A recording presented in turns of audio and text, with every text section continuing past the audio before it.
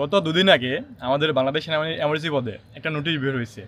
এই নোটিশে বলা হয়েছে যে কি, অর্থাৎ এখানে উল্লেখ করা হয়েছে নোটিশে যে কার কোন জেলার মাঠ কবে হবে, আর এখানে জেলা অনুযায়ী তোমাদের কোটার সংখ্যা কত হবে, সে সব কিছু এখানে উল্লেখ করে দেওয়া হয়েছে। অর্থাৎ এখানে যে ছকটা দেওয়া হয়েছে সেখানে সেই অনুযায়ী আমাদের মাঠ শুরু হচ্ছে 16 তারিখ থেকে। হ্যাঁ, আমি মানে মাঠ 16 তারিখ থেকে শুরু হচ্ছে, ইতিমধ্যে অনেকে মেসেজ চলে আসছে 16 তারিখ থেকে তোমাদের মাঠ কার্যক্রম শুরু হবে, ঠিক আছে। বাট যে ছকটা তোমাদের এখানে দেওয়া হয়েছে, যে নোটিশটা এখানে প্রকাশিত হয়েছে, এটা হচ্ছে একেবারে আনঅফিসিয়াল, একদম আনঅফিসিয়াল। আমি তোমাদেরকে বলি, প্রত্যেকটা বাহিনীতে যখন একটা তোমার নোটিশ বের হয়, প্রত্যেকটা নোটিশের মধ্যে একটা কর্মকর্তার সিল থাকে, একটা স্বাক্ষর থাকে। বাট এই নোটিশটার মধ্যে কোনো কিছু নেই। বাট এই নোটিশটা অনেকে আমাকে জিজ্ঞেস করছে, ভাই এটা কি আসল নাকি এটা ভুয়া। আসলে এটা সম্পূর্ণ ভুয়া, ঠিক আছে।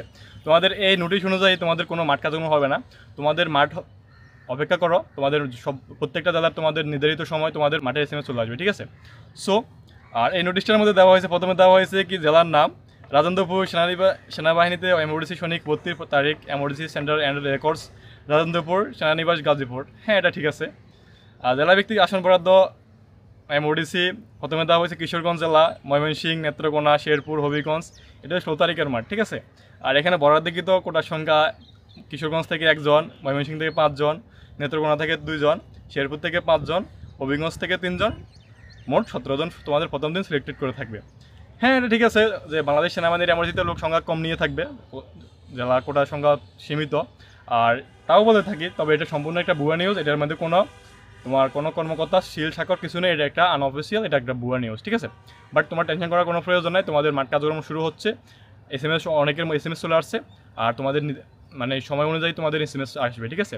আর এসএমএস পাওয়ার জন্য অবশ্যই তোমার যে সিমটা দিয়ে আবেদন করছো আর যে ফোনটা দিয়ে তোমরা আবেদন করছো, অবশ্যই সিম এবং ফোনটা তোমরা সবসময় কী করবে, অন রাখবে। কারণ যদি অফ করে রাখো তাহলে তোমার এই মেসেজটা মিস হয়ে যেতে পারে, ঠিক আছে। সো এই আর কি, তোমরা অনেকে জানতে চাইছো ভাই নোটিশটা কি আসলে সত্য। এখানে আবার দেওয়া হয়েছে 16 তারিখ, 17 তারিখ, 18, 19, 20 তারিখ পর্যন্ত। 20 তারিখে সিলেট, বরিশাল, রংপুর, কুড়িগ্রাম, চুয়াডাঙ্গা।